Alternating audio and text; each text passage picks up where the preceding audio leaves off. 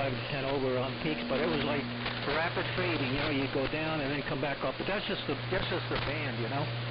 But every time you peak right up there, it was rapid. You know, it was like a couple seconds down, stay up for a couple seconds, back and forth. That's the way the band is. With that transmission, you were much stronger, though. You know, on average. So yeah, you hit the chaos, and man, that rig sounds good. The K7DYY transmitter, it sounds real good here, especially on this on this RCA. I've got it not completely wide open because it's a little too wide, you know, but the number 2 selectivity, I guess that's about 8 kc or so, and it sounds really good. I've got a nice speaker through it, so yeah, I like the way that sounds. So yeah, you mentioned the SP600. I think I'm gonna see if I can't find one of those. Think maybe if I find one up that sucks, that doesn't need too much work, I might bring one home. But yeah, these are pretty well. These are pretty much. They're just. I guess they're just as heavy as an SP600. You know, this pretty heavy receiver. But they look pretty cool. You know, and they sound good. This is a low. The model is a low frequency. You know, the KA3PTX LF. So it goes down a little lower than. Yeah, they got a whole bunch of different models, and some of them are different paint. You know, on the front panels, they look a little different. You know. But they all, you know, no matter which one you have, they all look good though. This one works pretty good too. And I just moved all this stuff. I had it in the middle of the shack here. It was a little breakfast table, you know, the receiver and transmitter. I finally got a chance to put it up on top of the riser on the table here that's towards the back of the room here, where I usually keep the common stuff, you know. But I moved a couple pieces. I was able to jockey everything around. I was able to put both pieces up on the top on top of the riser here. So I got plenty of room now to move my chair around and whatnot. That worked out pretty good.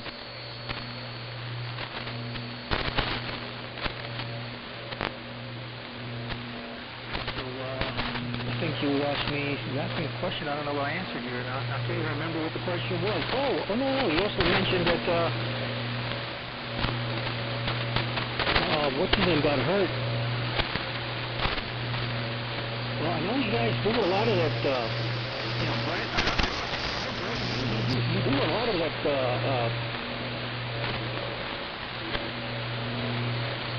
what do you call it, don't fight, run down there, you know, and you use a lot of, you know, you use your dirt bikes, and I tell you, I do a little bit of dirt bike riding, but not much, you know. I think, I don't know, unless you're really familiar with the trails, you know, man, there's always, I think, more of a chance you can get hurt on them things than anything else. I don't know. I hope he's okay. You know, he's just a little bruised up. You know, sometimes it takes a while to get back. You know, hope there wasn't anything too serious there. I don't know how old that is. You know, you get to a point where I shouldn't say that. I still like to ride. You know, I mean, I never considered age. You know, you feel comfortable. That's all that matters. But I think it takes a little more. It takes a little more agility, a little more strength, you know, and endurance to do the dirt bike thing, you know. It's not the same as riding on the street. You gotta be in better shape when you're doing dirt bike riding. So like I said, I hope he's okay. So over to you there, Ed, KA3PTX, WD2AFJ. Hey Ray, hey Ed, WA3VJB. Hey, WA3VJB. Acknowledged. with WD2AFJ. This is KA3PTX. Yeah, very good there, Ray.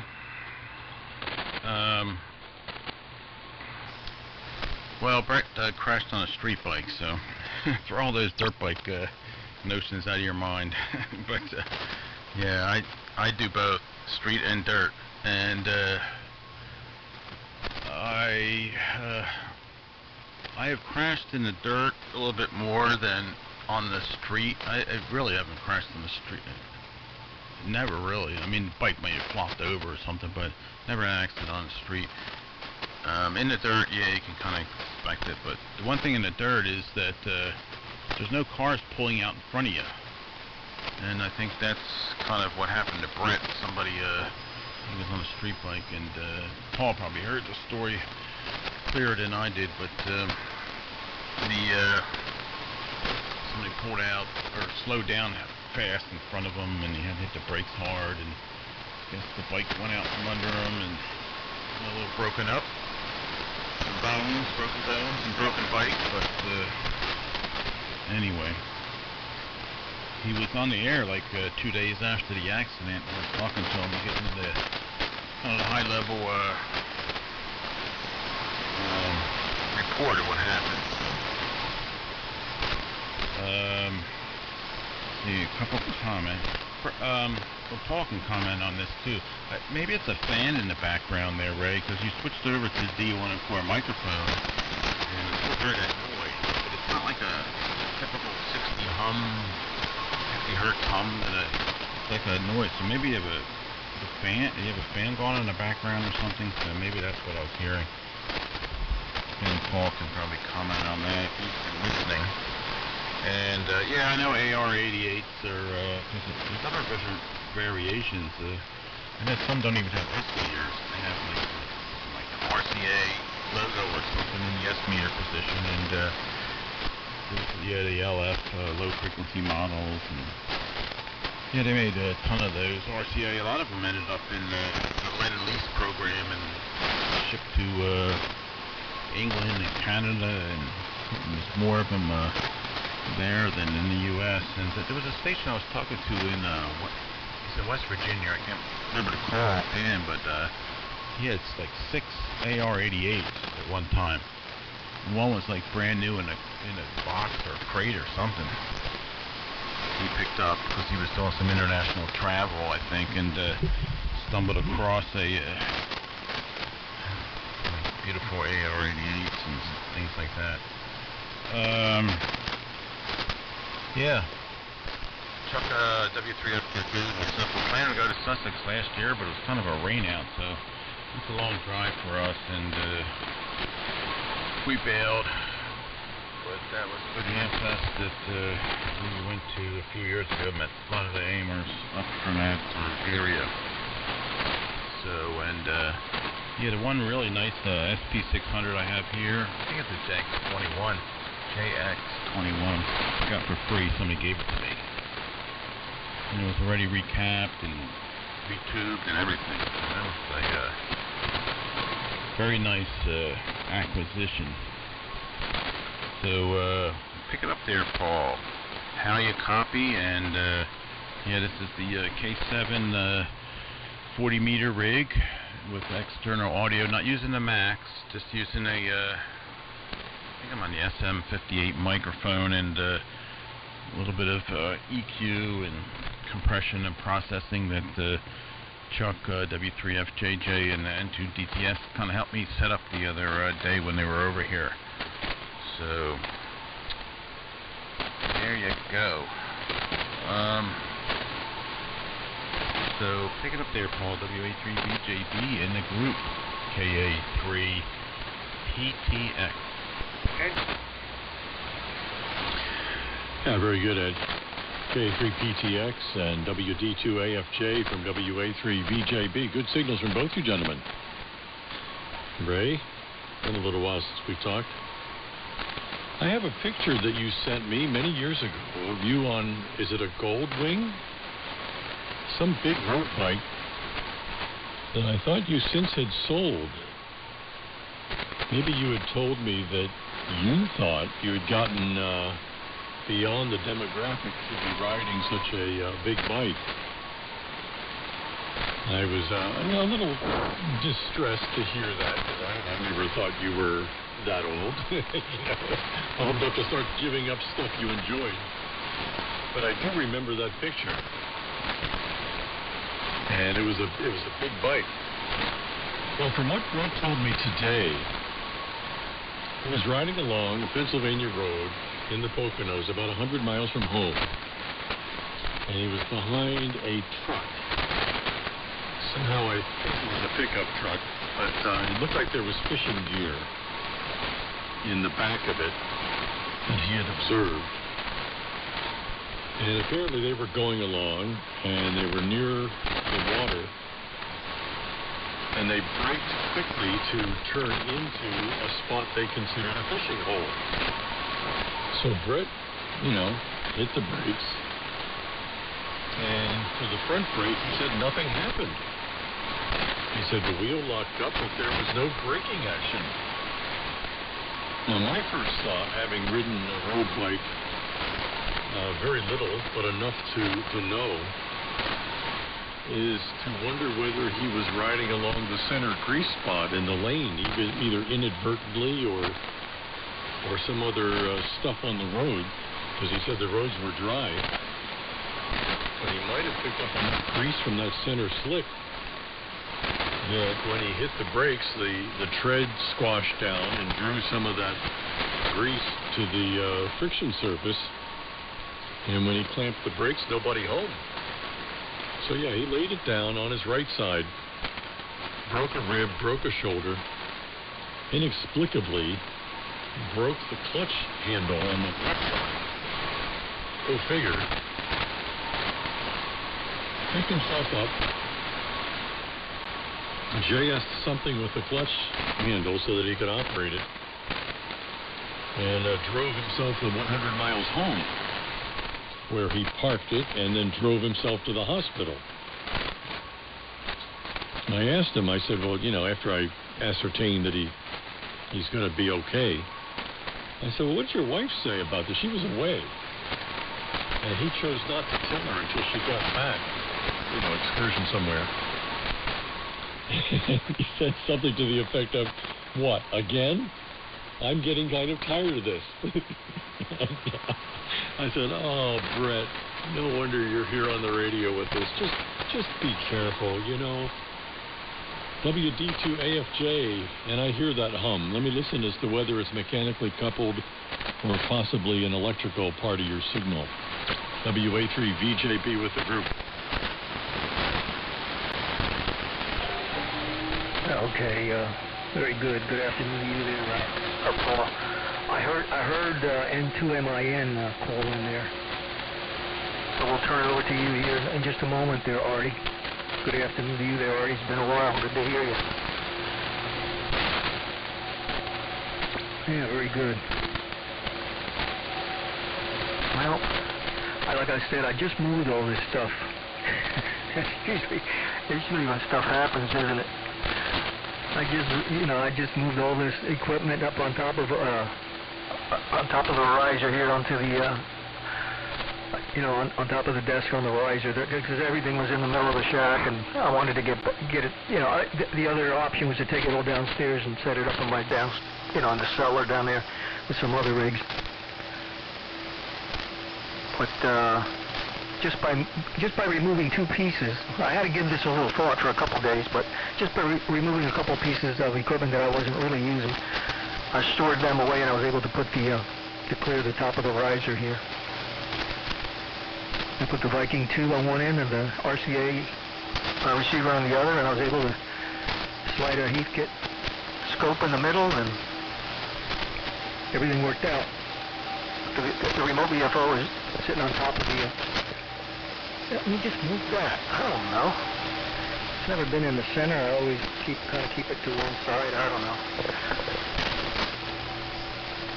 Anyways, but I don't have a fan in this room. At least I don't think so. Anyways, So, oh my gosh, that was a road bike accident on a street. A shoulder and a rib. Damn, he rode 100 miles to go home. He's a tough cookie, man. That's a 100-mile trip when you're hurt like that. That's amazing. I gotta hand it to him, but I think I would just call somebody to come and pick up the bike and take me home. I hope he's doing better. Yeah, I guess he's gonna have a rare before he gets back on the bike. That takes a little bit of time to heal. And I don't know who you're referring to, Paul, about giving up the bike. I don't know if it was myself or Ed, but I do have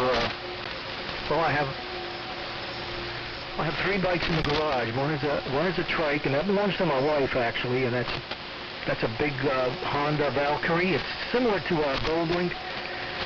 It's got the same six-cylinder engine, but it's got like it's kind of a hopped up interstate. Got 6 carburetors, and then I also have the same bike, another Valkyrie, which I ride. They call it the interstate creator. It's way closer to the Goldwing because it's got the hard bags and the windshield and the electronics with the radio and the CB and a hard trunk in the back. It's a rare touring bike. And then I still have my Harley, which is an 03 Road King Classic. So I haven't given up any of my motorcycles. That's why I asked if you were referring to me or to Ed. But the thing is, I haven't taken them out yet. They're still in the garage and not covered up. So I was thinking about doing that a couple days ago, but now the weather turned and I'm not too sure. But I will. I'll get them out. I do every year.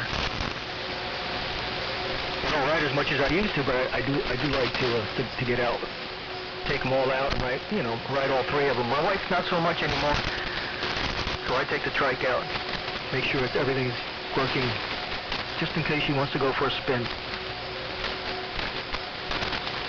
So with that, let me pick up Artie, and then Artie, you can turn it back over to Ed. Ed's call is KA3PTX.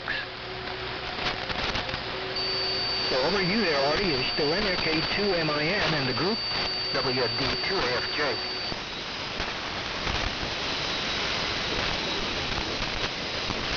Fix the hum, by the way. Yeah, that went away, Ray. So all I did was move the VFO, which is sitting in the middle, in the middle of the, in the middle of the transmitter. And I remembered that when I headed down here, it was over on the one corner, on the left. No, that did it. Maybe I should move it back, huh? No, leave it there. Yeah, all sounds good there, Ray. Was it N2MIN? Artie, you there? You want to jump in?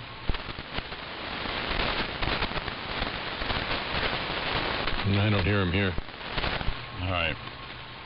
We'll pick up his spot. WD2AFJ, WA3VJB. This is KA3PTX. Yeah, very good. Yeah, it's weird that we're on a hum. This is a weird thing because when Chuck and W3FJJ and N2DTS were over here at my QTH, trying to set up this K7DYY with the audio processing, hum, and there's all kinds of weird stuff going on, and Brett brought over some ferrite, slapping it on things here and there, and then he just moved some cables around on the back of the audio rack here, and all of a sudden the hum went away. So you get, it's very subtle sometimes. You can just move something here or there, and it removes the hum. And I had a problem here with my SP220 amplifier. It was RFI getting coupled into things. So I just moved it like 2 feet over, and the problem went away. So anyway, that's a good observation there, Paul, about the grease spots. I actually got grease on my front tire one time.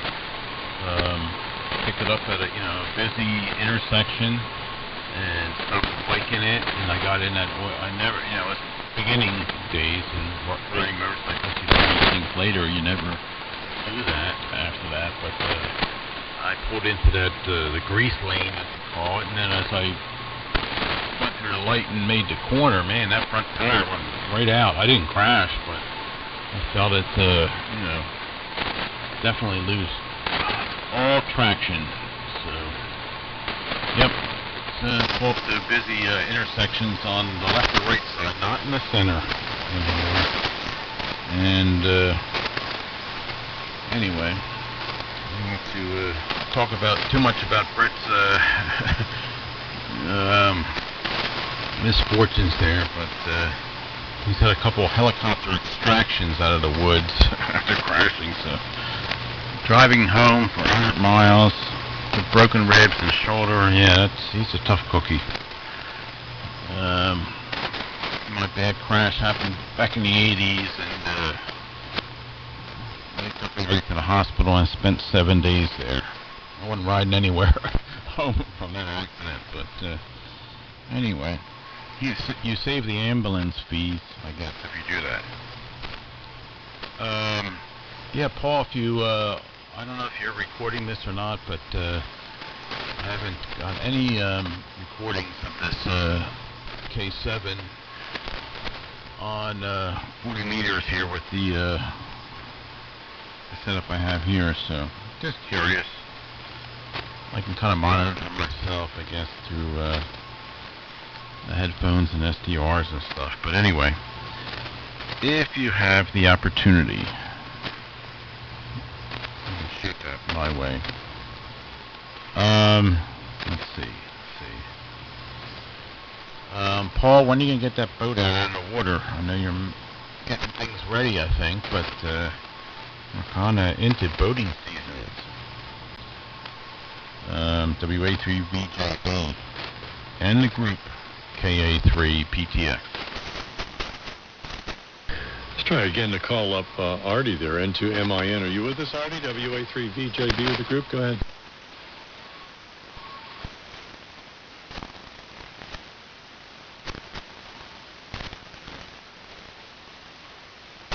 I see a carrier way down, but I'm not hearing him. Anybody?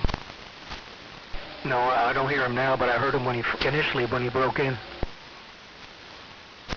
All right, we'll give him another chance in a little while. Yeah, Ray, the hum's gone. It's great, and I am recording. I'll send this to both you guys when it's done. Well, I don't know who I was thinking of then,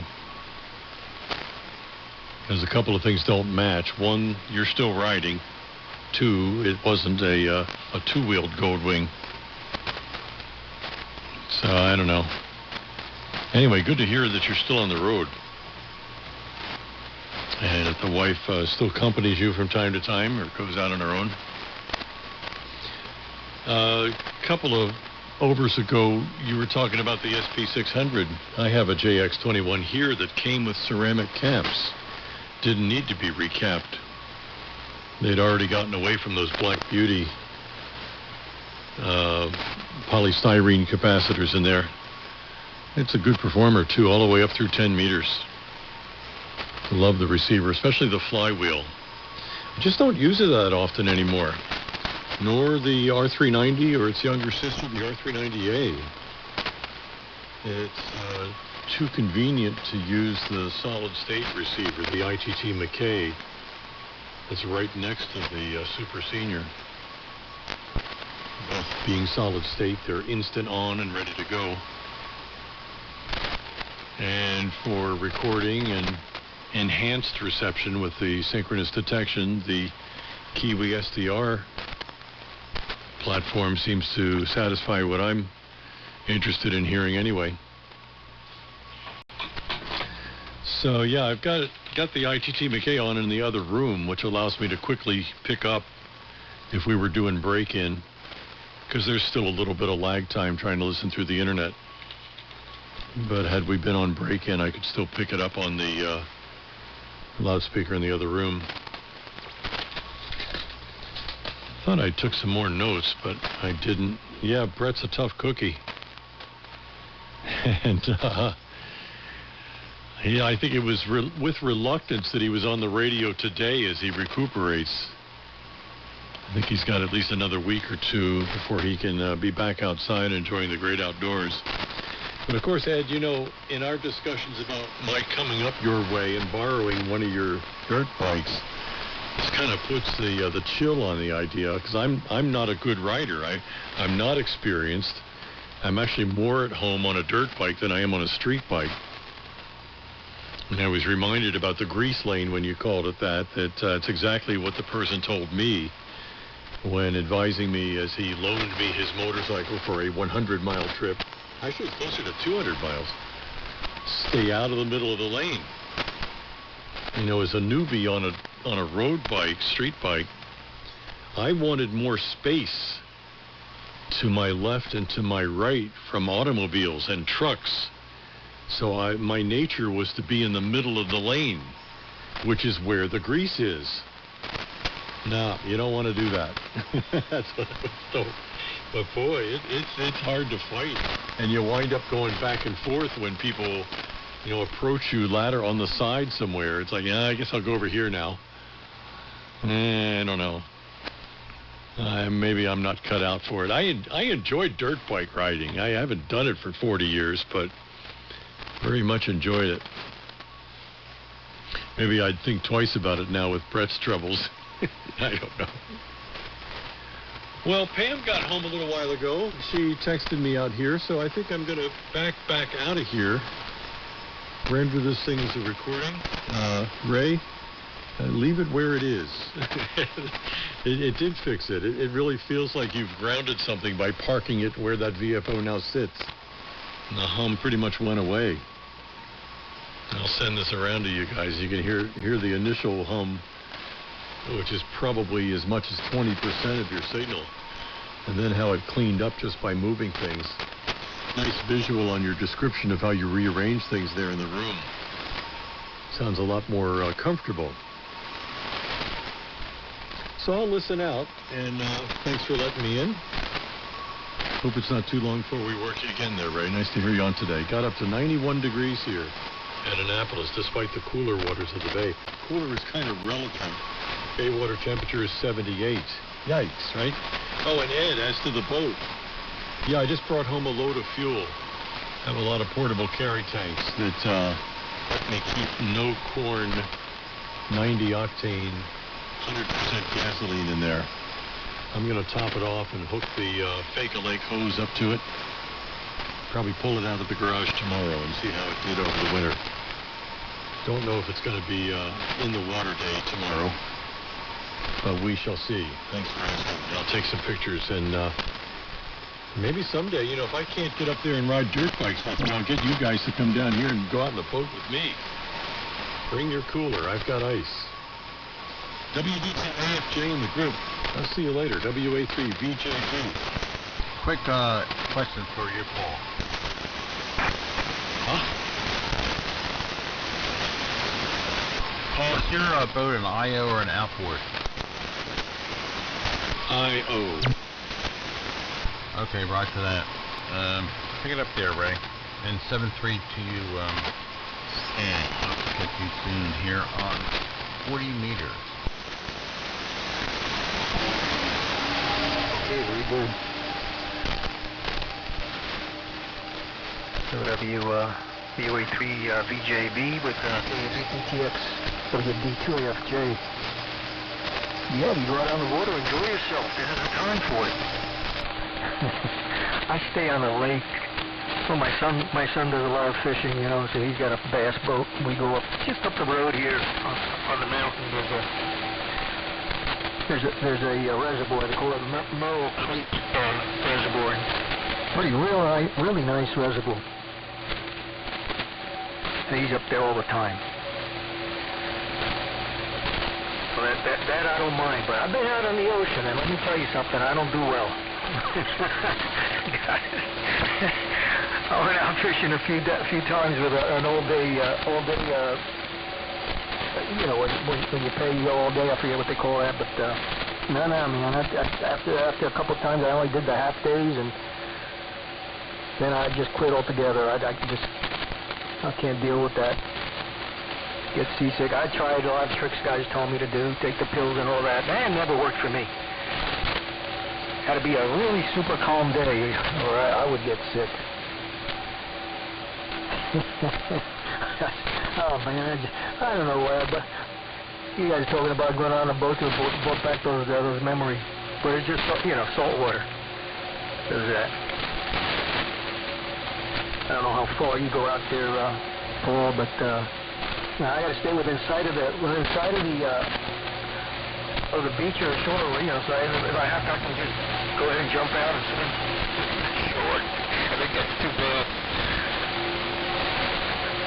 Anyways, yeah, you guys were talking about that grease lane on the motorcycle there. That's not the only thing you got to watch. Although, you know, that's kind of the cardinal rule. You stay out of the middle there.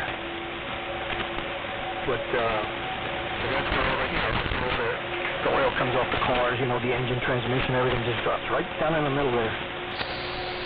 But also when they do the repairs, like a day like today, you know, it got really hot out there. So whenever they do those repairs, the tar that they put on, you see the, you know, that they pour the tar in the cracks and whatnot. Whoa, you got to watch for that. That tar starts to melt, and you can feel it when you put when your front wheel goes over it. You know, they're not very wide, but as soon as your wheel goes over it, you can feel the bike do a little sidestep. You know, so you got to watch those. They're dangerous. Oh, stuff you got to keep in the back of your mind when you're riding on the street.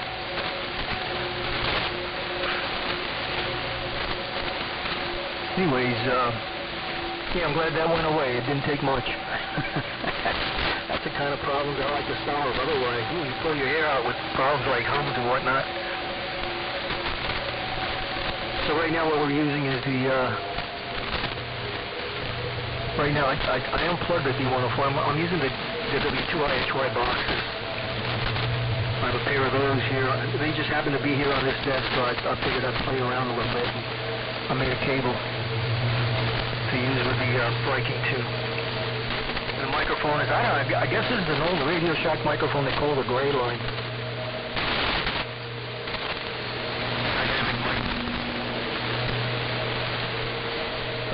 600 ohm one. It's coming back. So that's the setup here. So I just like to use this now because it looks like it drives the transmitter a little better than the D104 by itself. I was hoping that this would work, and I guess it does. So if you're still listening there, Paul, I mean, if you ever plan on, you ever decide to let that SP600, I'd be interested. I'm looking for something that works. I'm not looking for a project, but I got a lot of projects here. In any case, I'll be looking at Sussex Hamfest up there also, see if I can find something up there. But you know how Hamfests are, I'm kind of leery of that. But you just got to know who you're buying from. So yeah, I like the boat anchors. I have some newer stuff here, but also you always kind of revert back to the old boat anchors. So, I think you said you were pulling out of here, Paul, so 7-3. And over to you there, Ed, the KA3PTX, WD2AFJ. WB2AFJ and WA3VJB signing. This is KA3PTX. Man, I can relate to you totally about the fishing experience and Went out on a headboat a couple times out to the ocean to fish, and I was feeling great and fishing and catching stuff. And there was a guy I was hanging out with, I can't remember, but he's like, man, you don't get seasick? And I said, no, I never got seasick. And he said, oh wow, this boat's really moving around. You should, surprised you're not seasick. And I said, no, I'm all right, And he kept talking about being seasick, and all of a sudden I was seasick. I got seasick, and I climbed down into the bows of the boat. It was under the deck, and there was a couch there, and I laid there, and I felt terrible, but up to the point that the guy kept asking me if I was seasick, and I was surprised I wasn't seasick. I wasn't, but power of suggestion, I guess. But typically if I'm out on the water, I like to look at the horizon and see land. Even when I had my own boat and was out on the Chesapeake Bay and everything, kind of in the middle of away from the shore, I got nervous. I just like to see the shore. Not that I could swim to the shore, the boat side, but I'd like to see the shore anyway. So I sort of had a inkling of where the heck I was, but just being in the middle of the water or the ocean, that was not a very good feeling for me. So I'd never be a sea captain or a tugboat hand or any of that kind of stuff, I guess. I'm kind of what they call a landlubber. So, well, very good catching up with you, Ray. Thanks for coming back to... did you call us again? I can't remember, but anyway, we hooked up earlier, and then Paul jumped in. Sorry we didn't hook up with Artie, but anyway, maybe another time. So, I'm going to go up and check out some dinner situation here, and catch you guys later. WD2AFJ, tie the ribbons on it. This is KA3PTX, signing clear, but listening out.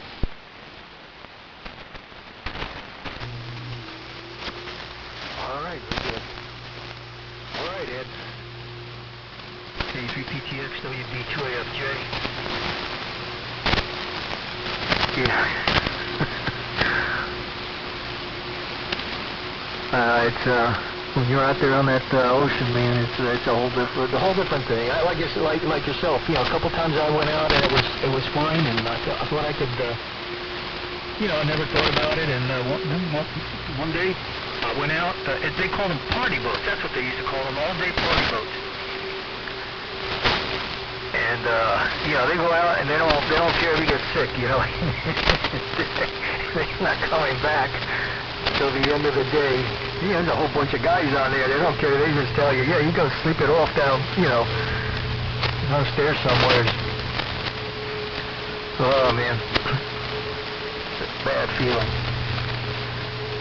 But here, if I go up to the lake with my son, even if it gets choppy or whatever, because sometimes out in the middle of the lake, it gets choppy and whatnot. But hey, you can always, you just bring the boat out to the shore, and you just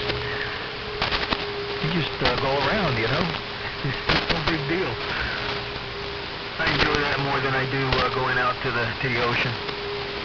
Now, I know what the Paul does there, I think that's a sailboat that he's got, so that's a whole, whole different thing there. I don't really know much about it, but I guess I don't know if you go really far out, or if you stay within eye shot of the shore or not.